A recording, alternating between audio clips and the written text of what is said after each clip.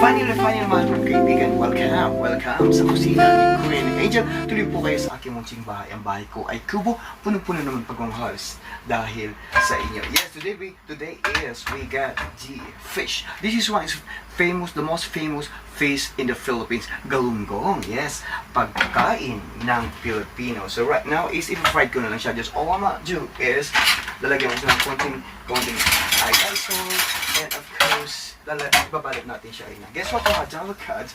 Ito, hiniwa ko siya na parang daing. Yes naman ako sa aking Indong Ibatan because my mother before in the Philippines, mahilig siya. Welcome back po. So our channel, ang Lalaki Marama is back. Yes. Mula sa bansang Korea. Yes. Pag bago ka lang sa channel, you can subscribe, leave comment down below. So intro.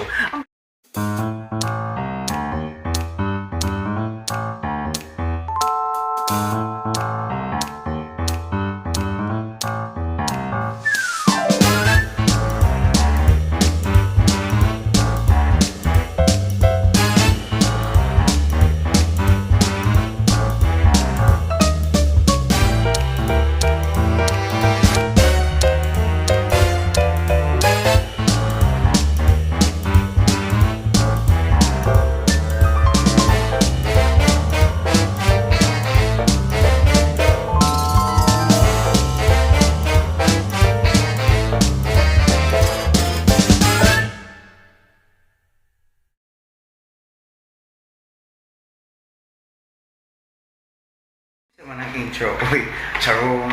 Yan, kumusta po kayo isang of Java Value mula po sa Luzon, Visayas at magandang morning po sa inyo lahat. Today's araw po na ating pahinga. Yes, syempre, tulad nga ng dati, nagbabaka sa katalik tayo na tumama ng loto. Sino nga ba nang ayaw yumaman para mag-ulit tayo sa Pilipinas ba? Diba? But, hindi pa tayo sinuswerte. Before, I won 3 numero lang ata eh. But it's okay, kumusta po kayo lahat in Locam. And of course, it's a good weather. Mas maganda ka pa sa weather. Kaya muna ang loto. And of course, tulad ng dati, we're gonna go out to our favorite supermarket para to grab some food. And I'm craving some fish because meron silang Filipino fish in there. Galunggong. Kilala mo yan. Tama yan sa panglasa mo. Kilala mo yan pag Filipino ka. So we're gonna go in there sa supermarket. At before anything else, tayo muna ako ng loto. Tayo ng loto, so this audio we're gonna grab some food at the supermarket. Yes, and of course, like this starving tayo. Yes, we're hungry. So this audio we're gonna go in here, the Korean supermarket.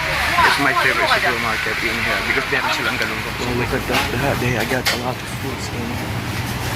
So I'm gonna go to, nagugutom kasi ako. So dahil Pilipino tayo mga tower guys, we're gonna grab some food. Namiss din natin Philippine food. So right in here, meron silang mga, I think mga galunggong. Yes, mga like a Philippine fish. Philippine food. Philippine 어디야? You could.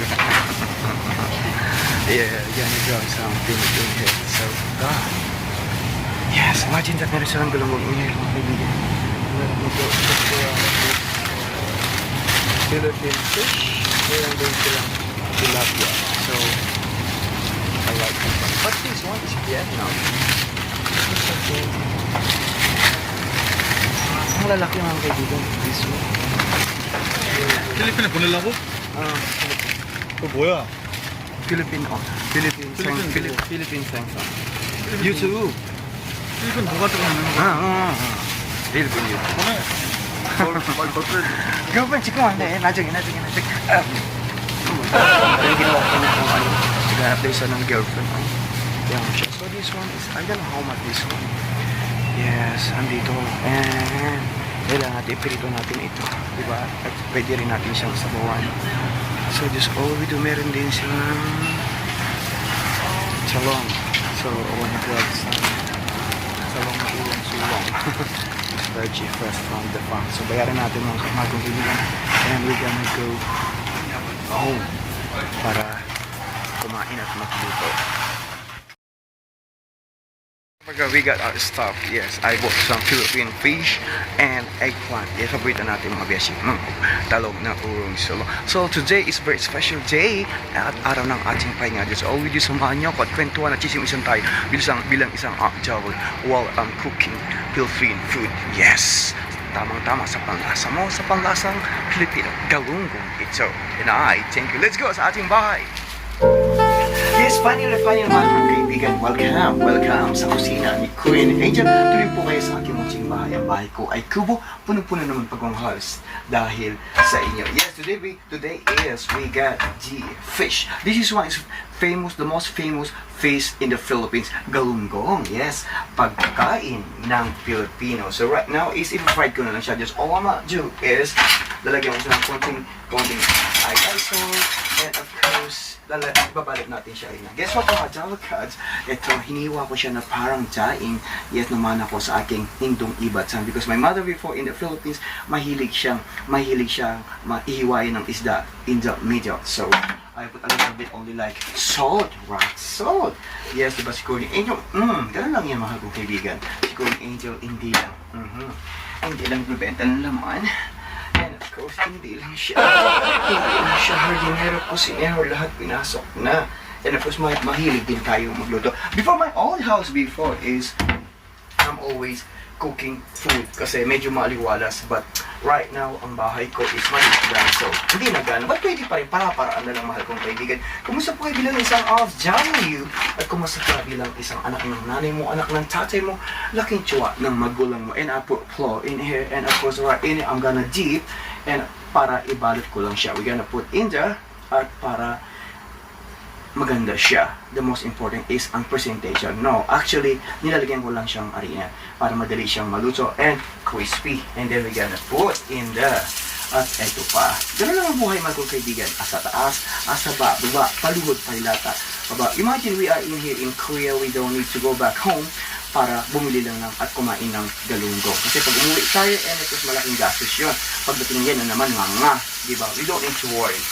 Because I'm scared, natatakot ako na magbaback to zero at manimula na naman ng panibagong buhay. Kumusta po kayo? Ako, ito pa rin. Walang dangal, marangal, mahulig, lumuhod, umilata, pagdapa. Paano nga ba natin may pagkasabay ang love life, ang trabaho, the love life and to work? Because maapektuhan ang love life sa trabaho. Maapektuhan ang trabaho sa love life. Sa trabaho. Ganun lang ang buhay. So I'm gonna fight right now. Look at that. Look at that. One was, wow, look at that. It was so beautiful. And it was, kanya lang, smell fish. Smell fish. But talagang ganun talaga, di ba? Because I'm one day na magluluto ako sa outside. Because wala akong exhaust fan. Nilagyan ko lang ng electric fan ang aking kusina. It's super liit. Super, it's okay kung important meron tayong bahay na masisilungan. So right now is, fried ko lang siya and then later on, samahan niya ako sa ating pagkain. Finally mga Jalacads, because it was amazing. Yes. Walang love life. Asa na forever. So that's all I do. I cook in the other side para malutong. It's more like crispy. And of course, ano ba yan? Mainitan ako. Mainit kasi. And right now is summer right in here in Korea. Wala tayong aircon. Electric pan nga lang. Kaya ito, sarap ng maligo habang nagluluto ka ng galunggong. And I have a leftover, right? That's all my job. I put in the fridge. And if I want to eat, I'll just fry. That's it. Yan ang buhay. Tipid-tipid lang. Kailangan natin magtipid kasi pag hindi tayo nagtipid, paano tayo may magpapadala sa bansang Pilipinas? Stay away in our country is not easy. Di ba mahal kong kaibigan? Kailangan sacrifices. Yan na naman. Pag-ibig na walang dama. May naalala ako. Ano ba yan? Sana all din ang iibig. Pero hindi eh. Because we have a heart.